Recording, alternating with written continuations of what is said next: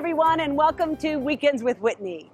I'm in Assumption Parish at Woods Farm. Here they have 2,200 acres of beautiful sugarcane. And coming up, I'm going to let you know all about the process, from the fields to the mill, and how you get that sugar for your coffee or your morning cereal or anything else you might be putting it in. But also on this morning's show, from cane to cocktail, we'll take you to a new distillery turning Louisiana sugar into award-winning spirits. But first, sugarcane reigns in South Louisiana. In fact, it contributes $2 billion to our state's economy. We're now 3 weeks into this year's sugarcane harvest. For 3 generations, Kevin Falcon's family has been farming cane. Sugar runs through his veins. My grandfather would see the way we do it now compared to the way they did it, and he'd be flipping out, really. Right here on this state-of-the-art harvester is where Kevin will be until almost the end of the year. It takes 12 hours a day, 7 days a week. Rain or shine, we still, we out here. It lasts us about 75 days, sometimes 100 days. Is the harvest? Yeah, the harvest.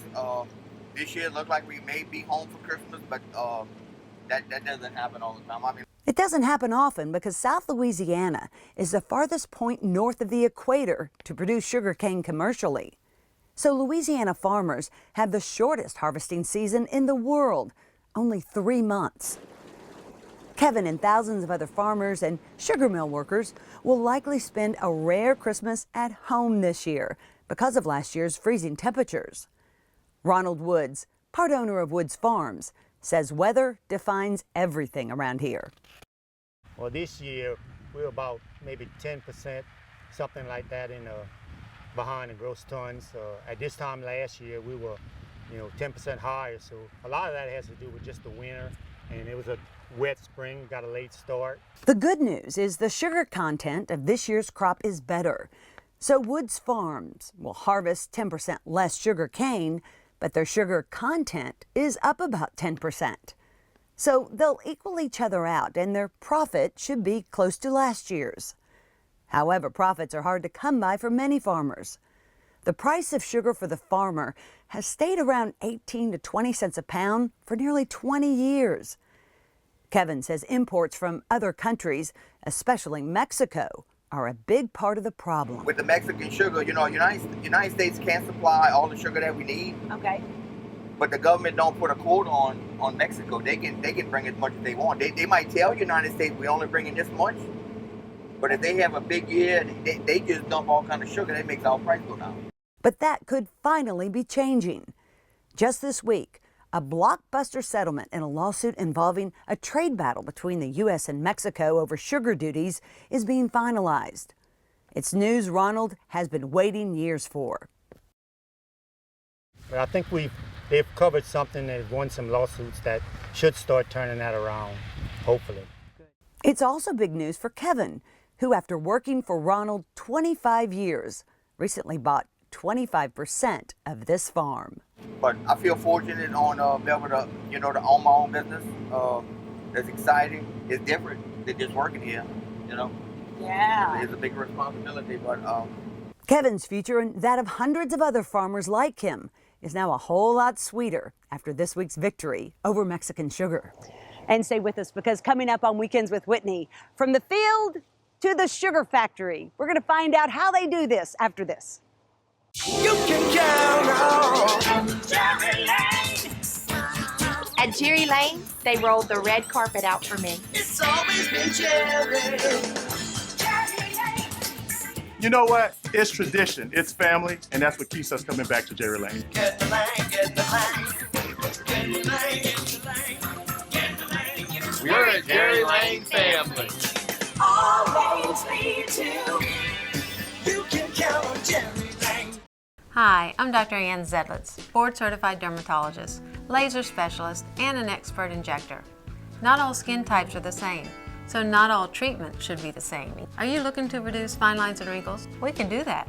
Scarring from acne or injuries, or what about stretch marks? Tired of dealing with rosacea or uneven pigmentation? Are you looking to lift or tighten your skin? We can do that too. Come see me and my team of experts here at Z Dermatology. New location now in Prairieville.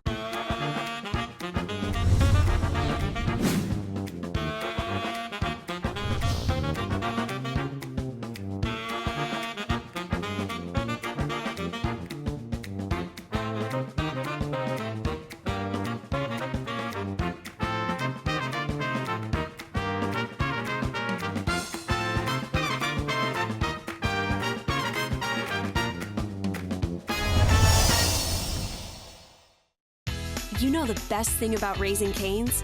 Well, we have fresh, never ever frozen 100% premium chicken fingers. We also have extra long crinkle cut fries. Then there's our crisp coleslaw and buttery Texas toast. And of course, you can't forget about our totally craveable cane sauce. But while all those things are definitely tasty, the absolute best thing about Raising Cane's is simple. We don't make it until you're ready to eat it. Raising Cane's, one love.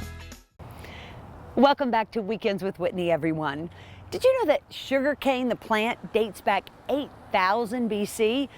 By 400 BC, they were making refined sugar out of it. But it was Christopher Columbus who brought it to the Americas on his second voyage. And then it was a Jesuit priest who brought it to South Louisiana. In fact, it was in 1751 that they brought it to the area in New Orleans, now known as Audubon Park. Well, that was the spark that created the explosion of the sugarcane industry and therefore the sugar mills. But the number of mills is shrinking in Louisiana, despite the demand for sugar being larger than ever. In fact, there are only 3 family-owned sugar mills left in all of Louisiana. And this morning, I'll take you inside one of them. Nestled among sugarcane fields is Lula-Westfield Sugar Mill in Belrose. It was started by CEO Mike Daigle's grandfather. Now, it's one of the few left in Louisiana because of inflation and stagnant prices the last 20 years. 2001, we had 19 sugar mills in the state. Now, the only ones open are the ones with the 0. Come on. We've had 8 sugar mills closed since 2001, and so the other mills had to absorb that. And is that because of the sugar, the prices just price was killing us. Yeah. The only way for a mill to survive was increase production. And so that's what we've done. We've doubled the size of these mills over the last 10 years. Lula-Westfield factory manager and chief engineer Stephen Savoy has helped lead that expansion. Stephen says his grandfather, who was the mill's chief engineer from the 40s through the 70s, would be proud they've been able to save the mill through automation and computer technology. It's mine and just say, look, we're getting there. And so for 200 years, this innovation of making sugar in a factory and still going strong is unbelievable. It is an almost unbelievable feat how they make sugar. First, cane like that from Kevin Falcon's farm is hauled in by trucks the very day it's cut. They have less than 24 hours to turn it into sugar. That window is less than 18 hours. Once we're past that window, we're going to start seeing some bacteria grow. Being it's warm weather like this. Okay. Once the cane is dumped onto conveyor belts, they get chopping. The first thing when cane comes into the mill is it's going to go through a set of knives where we're actually breaking open the cells of the cane. From there, it goes through this first mill, which extracts 70% of the cane juice. This mill is one of the biggest in the world at 91 inches long and weighing 50 tons. What's left of the cane stalk is called bagasse. After 99% of the cane juice is extracted through a series of smaller mills, the bagasse is used as fuel for the burners, which boil, clarify, evaporate, and spin the cane juice into sugar. As the cane juice clarifies, mud and sediment are taken out. All of this will be put back into the farmer's fields. After hours of boiling, evaporating, and spinning, out comes this. Raw sugar. It was so shiny it resembles diamonds. It was so delicious, I could hardly stop myself. It's really, really good. I would need to buy it. They don't sell this brown sugar to the consumer market, but if you take a tour, they'll give you a bag. Amazingly, it only takes 6 hours to go from a stalk in the field into brown sugar like this. In fact, let me show you how big it is. The closer I get to it, the better viewpoint you're going to get. When I walked in here, it reminded me like of the Egyptian pyramids. It's huge.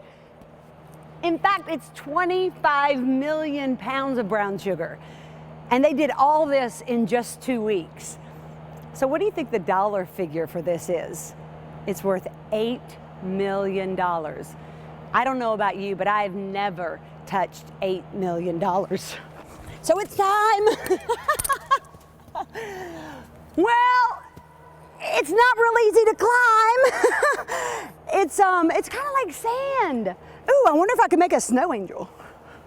Oh, well, it's a sliding snow angel.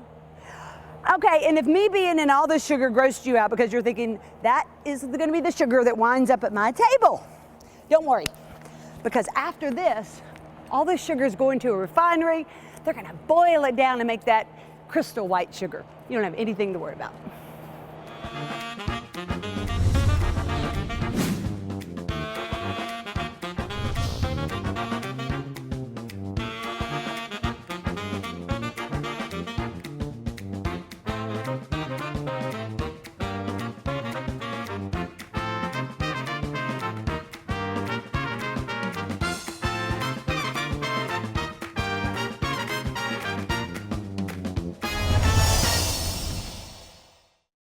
Maggio, the only way to go.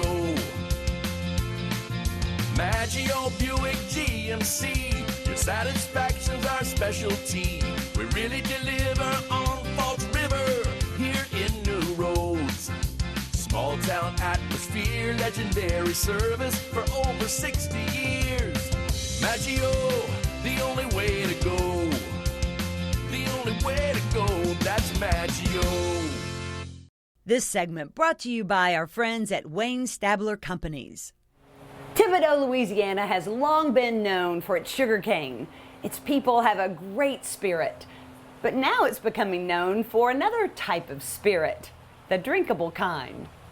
They're now taking brown sugar made at the local sugar mills and turning it into world-class rums. From cane to cocktail, from grain to glass. Donner-Peltier's distillery, just 2 years old, is putting Thibodaux on the map. This segment brought to you by our friends at Wayne Stabler Companies. Dr. Henry Peltier isn't your typical distillery owner, but with 4 generations of his family in the sugar business, maybe it was a natural flow. We started out this project about 4 or 5 years ago with just the idea that we live around so much sugar cane. In fact, my family's in the sugar business, and nobody around here makes rum. And so, we could do that. That would be a fun project, maybe kind of start out as more of a hobby. In fact, it was over a rum cocktail that this pediatrician and his best friend, a neurosurgeon, Dr. Tom Donner, served up the big idea. But we were indeed sitting around drinking rum, and it was Tom's idea, saying, why don't we make this? We could make this, and I was like, okay, yeah, maybe. But like a lot of good ideas, the idea didn't die after the drinks went away. A daring and risky venture for 2 guys in Thibodaux. It took several $1 million and years of research to get this off the ground. Did you dream that big? Never. No, my original impression was very small scale, and but if you're going to do it, I guess do it right. And, go big or go home, like they say. Seems to be working. Not only working, but award-winning. Their spirits have won some of the biggest competitions in the world. What started out as a rum distillery just 2 years ago quickly expanded to more. We started out with our original project of rum, and then we went into vodka and gin. And Tom always wanted to make whiskey, and I wasn't a really big whiskey drinker, so I wasn't overly enthused with the idea initially. But then I was like, well, yeah, we can do it. And, we tried it and made a batch, and it was really good. Even you liked it? Yeah, I liked it a lot. So good, in fact, they've been sold out of their whiskey since the beginning of the year. Now we can't make it fast enough. Tyson Frizzell is the lead distiller here. It's a complicated process, but as the awards show, he's mastered it. This is where distilling begins. This is our 800-gallon copper steam jacket distill all the way from Germany. Ooh. Yeah. It's the biggest of its kind in North America, as far as I'm aware of. What happens is, no matter what you put in here, It's 800 gallons. It goes in. Okay. Let's say it's 10% alcohol. We're trying to extract that 10% of alcohol out through temperature. Today, they're making whiskey, which takes longer than the rums, vodka, and gin because whiskey has to age in wooden barrels. But there's a big process to even get it into the barrels. Well, in here is the first process of the whiskey. And I had no idea that actual whiskey looks like water, but it does. I wonder what it tastes like too. But from here, it will go into the barrels and it will stay there for a year. But it's just the first part of the process. Okay, it's a little strong, but it's pretty good. I can't wait to taste the rest of it. Like, when it's been in the barrels for a year. One of their secrets to success is using mostly local ingredients. And like everything in Louisiana, there's a lot of lagniappe. Just take their gin, for example.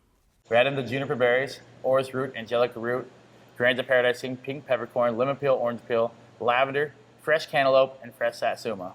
Where did that recipe come from? Yeah, it just happens. Trial and error? Yeah, pretty much. So there's really only one way to know how good it really is. And so I brought Kim in to see because I don't drink a lot of, well, you don't drink a lot of liquors either. No, a little bit. Yeah. Okay. And we both know what tastes good and bad, whatever it is. So let's try it. Let's try it. First, Taryn pours us a small sample of their sold out whiskey, LA1. You first. I'll do it for weekends with Whitney. Okay. Yeah. You got a tough job. It tastes good. It's whiskey, huh? It's whiskey. Well, I think I'm going to sip rather than do what you did. Just roll it. It is really good now. I grew up in Kentucky, so we have bourbon galore. Oh, yeah. So I think that was the first drink I ever had. And it's really good.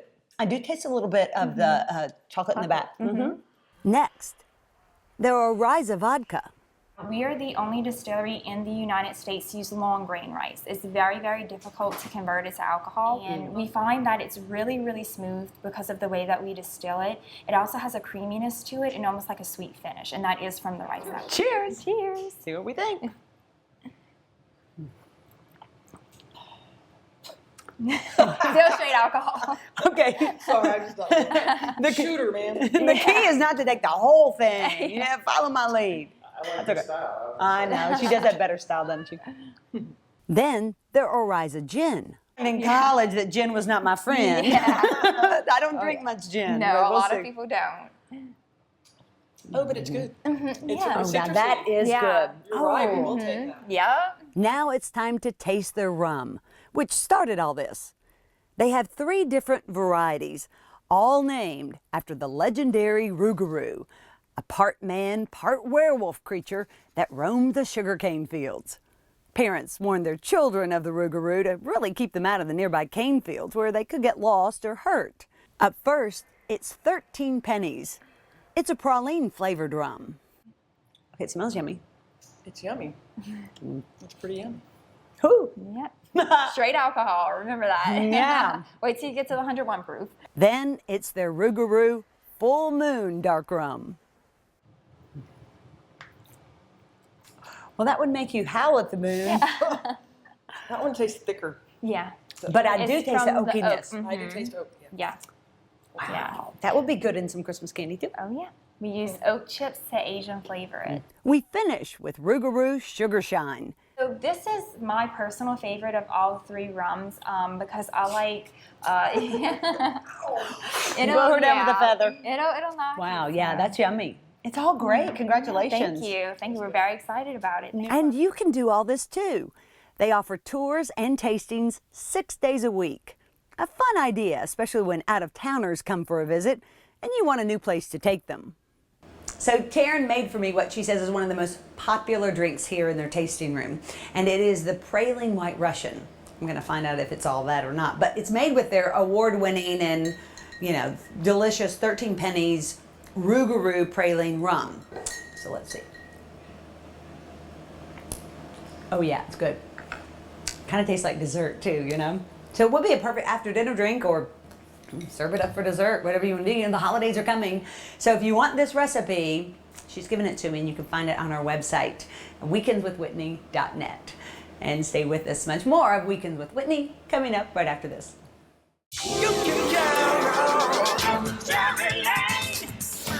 I'm on my third Tahoe. And I'm on my fourth Chevy Silverado pickup. Hey, you know I've had 4 Camaros, 5 Corvettes. Got them all from Jerry Lane. We're proud to be a Jerry Lane family. All lanes lead to, you can count on Jerry Lane. This segment brought to you by our friends at Jerry Lane.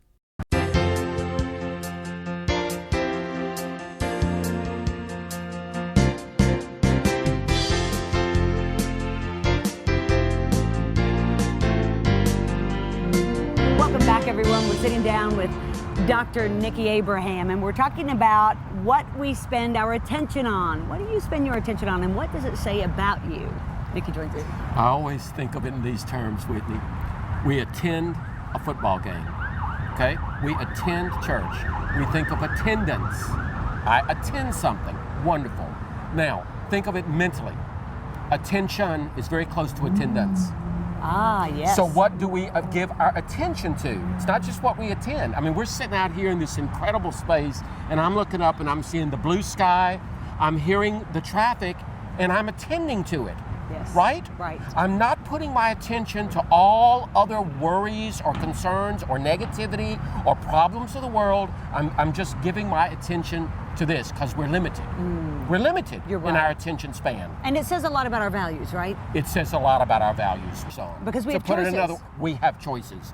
And if there's anything that I'm convinced of, it is moving all the time from victim to chooser or choice. That kind of existentialist. The world has been given to us. Now what are we going to do with it? How are we going to give attention? What are we going to spend our fuel on?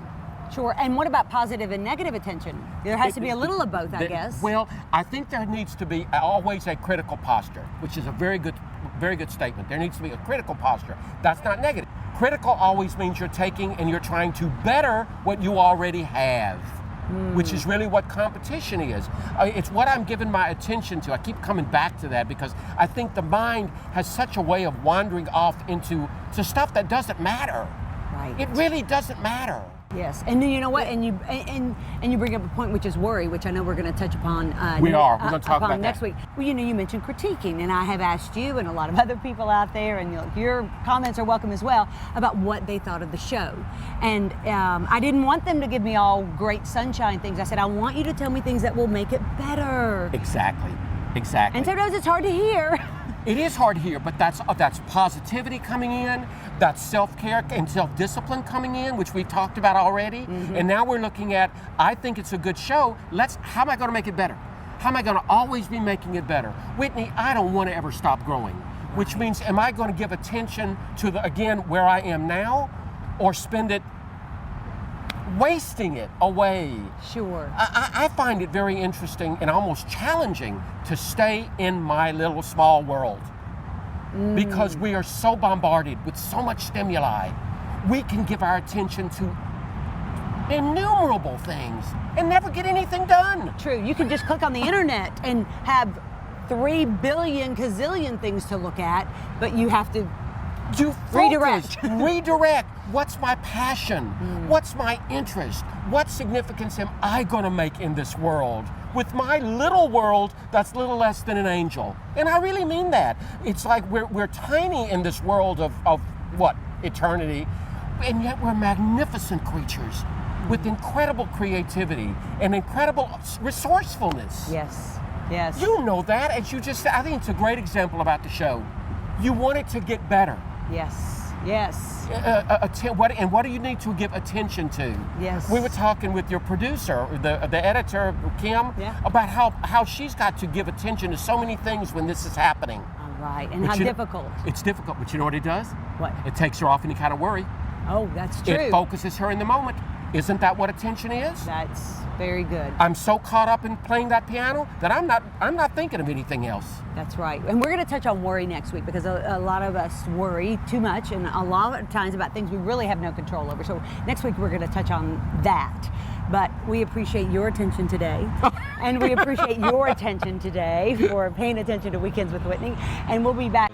Give the gift of fine dining this holiday season. Wayne Stabler Companies is offering 1 card for 4. Le Creole, The Little Village, Stab's Steak and Seafood. 4 sizzling restaurants, 1 card.